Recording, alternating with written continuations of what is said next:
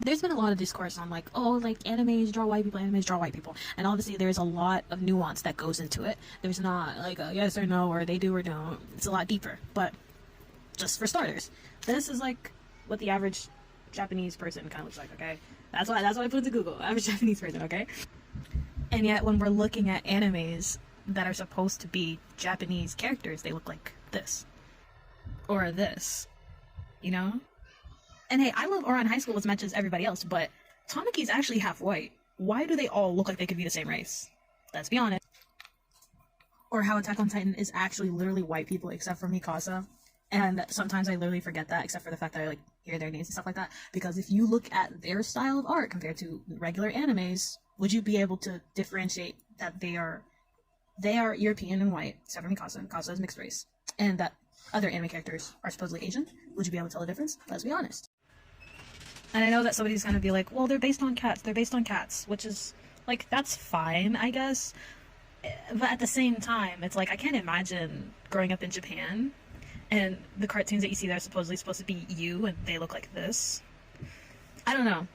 That's definitely a deeper conversation for sure, but I don't like that we are trying to, it's either they do look Japanese and we're crazy, or it looks like cats. Like, it can't be both. Like, because it gives the racists a little bit too much leeway, I'll be honest. Because they're like, they look like white people. And let's be honest, they kind of do. Does that excuse racist actions and the way that they be acting? No. Because even if they were white people, so what? What does that change? I can't cosplay as them.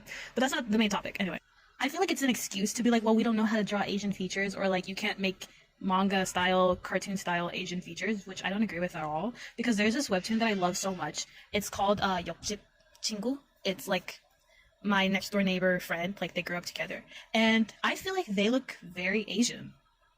I don't think you would ever look at those two and think, oh yeah, they're definitely white. They're not. They're clearly Korean. That's not to say that all webtoons are like this, okay? There's some webtoons that are absolutely out of hand, let me tell you.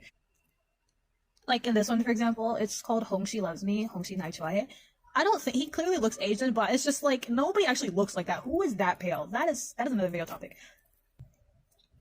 I say all this to say that if manga artists and manhwa artists or whatever really wanted to make their characters look more Asian presenting, they definitely could.